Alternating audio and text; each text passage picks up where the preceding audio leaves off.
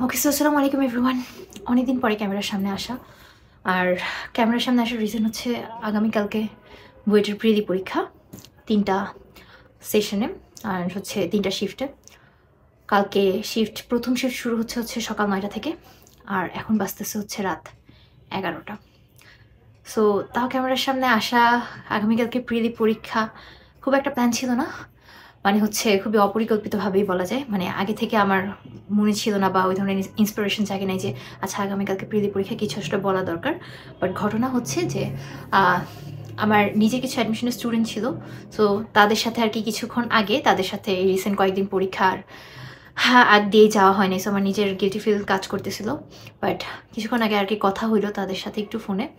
So তাদেরকেই আমি হচ্ছে লাস্টলি যেই কথাগুলো বললাম, পরে আমার মনে হলো হুট করে খুবই আনপ্ল্যানভাবে আনপ্রিপেয়ার্ডভাবে ক্যামেরার সামনে অনেকদিন যদিও আসা হয় না, বাট ইয়েট কালকে প্রিলি পরীক্ষা, এখন বাজতেছে রাত 11টা। বাট তাও আমি তাদের সাথে কিছু কথা যেটা একদম আমার মন থেকে শেয়ার করছি, বিকজ আসলেও তারা আমার অনেক প্রিয় স্টুডেন্ট বলা যায়, তাদের সাথে অ্যাটাচমেন্ট অনেক বেশি। সো এটা যেন একটু ক্যামেরাতেও থাকে, যদি অন্য কেউ একজন হয়তো শুনে যেন একটু উপকৃত হলেও হইতে পারে। বিকজ এগুলো আসলেও ট্রুলি, যেটা আগামীকালকে তুমি যদি একটা প্রিলি পরীক্ষার্থী হয়ে থাকো বুয়েটের জন্য, তাহলে হয়তো কাজে দিবে আমার কাছে মনে হয়। আমার মন থেকে যেটা আমি বলতে চাই যে একটাই জিনিস, আজকের জন্য একটাই জিনিস, মানে ব্রেনে একটাই জিনিস ঢুকানো, কালকে যেহেতু প্রিলি পরীক্ষা, সেটা হচ্ছে আমি যদি আরও অনেক ধরনের সাজেশন দেওয়া যায়, অনেক ধরনের কথাই তাদের সাথে হইলো, কিন্তু কথা হচ্ছে সব কথা না। আমি জাস্ট একটা কথাই বলতে চাই, আগামীকালকে প্রিলি পরীক্ষা, আজকে যে জিনিসটা সবার আগে মাথায় রাখতে হবে সেটা হচ্ছে আজকে আমার মাথায় আবেগ আনা যাবে না, বা আজকে আমার মধ্যে আবেগ আনা যাবে না, কালকে আমাকে কোনোভাবেই ভাবা যাবে না যেটা আমার আবেগের জায়গা, ওইটা আমার টার্গেটের জায়গা, আমি বুয়েটে পরীক্ষা দিতে যাচ্ছি, এই আবেগটা খালি মাথার মধ্যে রাখা যাবে না। সিরিয়াসলি, কালকে এক্সাম দেওয়ার জন্য 1 নাম্বার টোটকা হচ্ছে যে কালকে পরীক্ষার হলে আবেগ আনা যাবে না মাঝখানে, ঠিক আছে? সো এটা একটু জাস্ট আমি এক্সপ্লেন করি ব্যাপারটা কীরকম। ব্যাপারটা আমি হচ্ছে একটা জাস্ট রিয়েল এক্সাম্পল দিয়ে এক্সপ্লেন করি। ব্যাপার হচ্ছে কি যে আমার আম্মু ডক্টর নিজে। এখন আমার আম্মু কিন্তু, মানে আমার আম্মুর হসপিটালের ভালো সার্জনদের মধ্যে, টপ সার্জনদের মধ্যে ভালোই। এখন আমার খালামণি, আপন খালামণি, তার সার্জারির দরকার ছিল। আমার আম্মু পুরো সার্জারিটা গাইড করছে, ঠিক আছে, বাট আমার আম্মু কিন্তু সার্জারিটা নিজের হাতে করতে পারে নাই। আম্মু আরেকজন ডক্টরকে, তারই হচ্ছে সহকর্মীকে, মানে ওনার মাধ্যমে সার্জারিটা হয়েছে আর কি। আম্মু কিন্তু পাশে ছিল, বাট সার্জারিটা করে নাই। ব্যাপারটা কি? ব্যাপারটা হচ্ছে আম্মুর আপন বোন।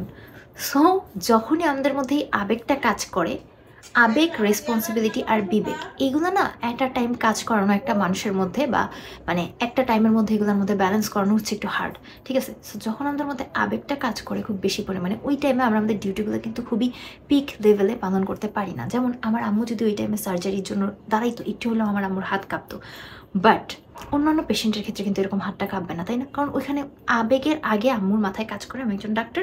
সো আমার কাজ হচ্ছে সার্জারি করা। ওনাকে জাস্ট আমি কি হিসেবে দেখতেছি? জাস্ট অ্যাজ আ পেশেন্ট, ঠিক আছে? কিন্তু আমার খালামণিকে কিন্তু আম্মু জাস্ট অ্যাজ আ পেশেন্ট এভাবে চিন্তা করতে পারবে না। আমার আম্মুর মাথায় কনস্ট্যান্টলি খালি প্রিক করতে থাকবে আমার বোন, আমার বোন, আমার বোন, এরকম একটা অবস্থা, ঠিক আছে? সো আবেগ হচ্ছে মানুষের ওইরকমই একটা জায়গা। আগামীকালকে দেখবা যারা খুব আবেগ নিয়ে, বিকজ হ্যাঁ, অ্যাডমিশন টেস্টগুলো হচ্ছে মানুষের একটা আবেগের জায়গা।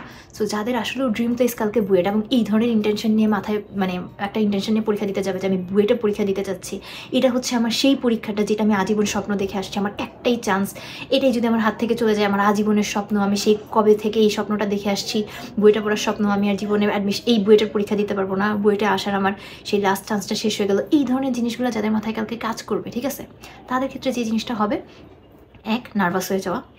2, একটা প্রশ্ন যদি না পারে, দেখো এটা স্বাভাবিক যে সব প্রশ্ন 100তে 100 কিন্তু পৃথিবীতে কেউ পাবে না। একটা প্রশ্ন না পারলেই তার মাথার মধ্যে তখন কী হবে? তার আম্মুর চেহারা ভাষা শুরু করবে, তার আব্বুর চেহারা ভাষা শুরু করবে, তার পুরা জীবন, তার হচ্ছে ফ্ল্যাশব্যাক ভাষা শুরু করবে। এটা আমার সেই আবেগের জায়গা, এই জায়গা, ওই জায়গা। ওই টাইমে পরীক্ষার হলে মাত্র দেখো প্রিলির মধ্যে জাস্ট তোমার হাতে 1 ঘন্টা, ওই 1 ঘন্টায় তুমি প্রশ্ন পড়বা, উত্তর দিবা, না নিজের আবেগকে ডিল করবা। সো ওই টাইমটার মধ্যে তোমার যদি মাথায় আসলেও এগুলো হুট করে একটা প্রশ্নে বা কোনো একটা টাইমে হুট করে এগুলো মাথার মধ্যে ভাষা শুরু করে, ওই টাইমে নিজেকে কন্ট্রোল করা কিন্তু খুবই টাফ হয়ে যাবে, ঠিক আছে? সো আবার অনেকে তোমরা এরকম শুনে থাকবে যে অনেকেই এই কথাটা বলে পরীক্ষা দেওয়া শেষ করে, হ্যাঁ, যে আলহামদুলিল্লাহ আল্লাহর রহমতে হয়ে যায় তাদের বুয়েটে একটা সিট এনশিওর করার পরেও অনেকে তাদের অভিজ্ঞতা যখন শেয়ার করে এই কথাটা বলে যে আমি যখন পরীক্ষা দিতেছিলাম তখন পরীক্ষার হলে আমি যদি আরেকটু স্টেবল থাকতে পারতাম, নার্ভাস না হইতাম, আমি হয়তো আরেকটু ভালো পরীক্ষা দিতে পারতাম, মানে আমার পজিশন হয়তো আরও ভালো থাকতো। সেই জিনিসটা কিন্তু আসলেও ঘটে, যে দেখা যায় নার্ভাসনেসের কারণে কিংবা জাস্ট এই আবেগের জায়গাটা থাকার কারণে মানুষ তার বেস্ট পারফর্মটা করে আসতে পারে না, ঠিক আছে? কারণ যেমন দেখো, ওই যে ডক্টরের ক্ষেত্রে যখন সে চিন্তা করতেছে সে শুধুমাত্র আমার পেশেন্ট, সে কিন্তু তার পুরো রেসপন্সিবিলিটি এবং নলেজের সাথে পারফরমেন্সটা করে দিয়ে আসতে পারতেছে। বাট কোনো আবেগের জায়গা থাকলে সেই ক্ষেত্রে সবসময় আবেগটা মাথার মধ্যে প্রিক করতে থাকে। সো তোমার কালকে একটাই কাজ ভাই, সিরিয়াসলি তুমি জাস্ট চিন্তা করবা নর্মাল যে কোনো স্কুলের সিটি কিংবা যে কোনো এক্সামের মতো তুমি একটা এক্সাম দিতে যাচ্ছ, বা উদ্ভাসে সবাই এক্সাম দিছো, ঠিক আছে? উদ্ভাসের আরেকটা জাস্ট নর্মাল এক্সাম দিতে যাচ্ছ, খালি সেন্টারটা এবার তোমার পড়ছে বুয়েটে, ঠিক আছে? জাস্ট কোনো আবেগ ছাড়া, মানে পরীক্ষার হলে তোমার বিবেক দিয়ে জাস্ট কাজ করে আসতে হবে। তুমি স্টুডেন্ট, তোমার কাজ রেসপন্সিবিলিটি ছিল পড়াশোনা করা, আল্লাহর কাছে চাওয়া, তুমি এতদিন সেটা করছো, আল্লাহ তোমার কষ্টটা দেখছে। এখন তোমার কালকের কাজ হচ্ছে জাস্ট চিন্তা করা, মাথা ঠান্ডা রাখা। এটা একটা পরীক্ষার কাগজ, এটা জাস্ট একটা পরীক্ষা, ঠিক আছে? পরীক্ষার উপর অনেক কিছু ডিপেন্ড করে, বাট আমার বাকিটা আল্লাহ দেখে নেবে। আমি বিসমিল্লাহ বলে শুরু করব, একটা না পারলে দুইটা না পারলে আমার এভাবে প্যানিক করা যাবে না। এটা আমার সেই জায়গা যেখানে আমি জাস্ট একটা চান্সই পাচ্ছি পরীক্ষা দেওয়ার জন্য, এইটার উপরে সব ডিপেন্ড করতেছে। এই ধরনের চিন্তাভাবনাগুলো জাস্ট কালকে করা যাবে না, ঠিক আছে? জাস্ট একটাই কথা, কালকে একদিনের জন্য বা যখন তোমার যেই শিফটে পরীক্ষা ওই টাইমটার জন্য তোমার কালকে একদম মেন্টালি অনেক স্ট্রং থাকতে হবে, এইভাবে প্রিপেয়ার থাকতে হবে যে কি আমি স্টুডেন্ট, আমার দায়িত্ব হচ্ছে এই যে কালকে পরীক্ষাটা দেওয়া, পরীক্ষাটাকে ফেস করা, অ্যান্ড এটাকে স্ট্রংলি ফেস করা। ইমোশনের জায়গাটা পরীক্ষার হলে কমপক্ষে হচ্ছে না রাখা, আল্লাহর উপর সবচেয়ে বেশি ভরসা রাখা। কালকে যে একদম বিসমিল্লাহ বলে পেপারটা দেখে ঠান্ডা মাথায় সলভ করতে থাকা, যেখানে আটকায় যাবো দরকার নেই ওটা স্কিপ করে আপাতত পরেরটাতে যাই। বিকজ ধরো একটা কঠিন প্রশ্নই তুমি আটকায় গেছো, ওটাতে 1 নাম্বার, একটা সহজ প্রশ্ন এটা তো 1 নাম্বারই, তোমার উচিত আগে সহজটাই অ্যাটেন্ড করা, তাই না? সো অফকোর্স সবাই 1 থেকে 100 পর্যন্ত সবগুলোই দেখবা, এরকম করো না বা ভাইবো না যে আমি 1 থেকে 80টা দেখবো, বাকি 20টা দেখতে পারলাম না, কি হইলো? আমি 80টা দেখছি, এত ভালো মতো দেখছি, এত ভালো মতো অ্যান্সার করছি, 80টার মধ্যে 70টাই হয়ে যাবে, 80টার মধ্যে 80টাই হয়ে যাবে না, এমন হয় না, ঠিক আছে? সো তোমার উচিত যে 1 থেকে 100 পর্যন্তই সবগুলো প্রশ্ন কমপক্ষে একবার দেখা, অ্যান্ড সবগুলা দেখেই হচ্ছে গিয়ে তুমি যতগুলো বেস্ট অ্যান্সার করে আসতে পারো অ্যান্সারটা অবশ্যই করা। সো আলটিমেটলি তুমি সবগুলো প্রশ্ন একবার হলেও দেখো, ঠিক আছে? আর বাকিটা কালকের জন্য যারা আসলে হচ্ছে বুয়েট ওরিয়েন্টেড পড়াশোনা করছো, টার্গেট নিছো, সবার জন্য আসলে দোয়া থাকবে খুব মন থেকে, যে হচ্ছে গিয়ে আল্লাহ তোমাদের জন্য যা বেস্ট সেই ব্যবস্থাটাই করে দেখ। কালকের 1 নম্বর টোটকা হচ্ছে আসলেও মাথা ঠান্ডা রাখা, বিসমিল্লাহ বলে একদম বিবেক দিয়ে এক্সামটা দিয়ে আসা। কি করা? কালকের টোটকা জাস্ট বিবেক দিয়ে এক্সাম দেওয়া, আবেগ কোনোভাবেই রাখা যাবে না এক্সাম হলে, ঠিক আছে? আবেগকে কাজে লাগানোই যাবে না। সো আপাতত বেশি কিছু আসলেই না, কারণ এটা পুরোপুরি আনপ্ল্যান্ড। তোমাদের সবার জন্য অনেক অনেক শুভকামনা, ঠিক আছে? ওকে, সবাইকে আসসালামু আলাইকুম।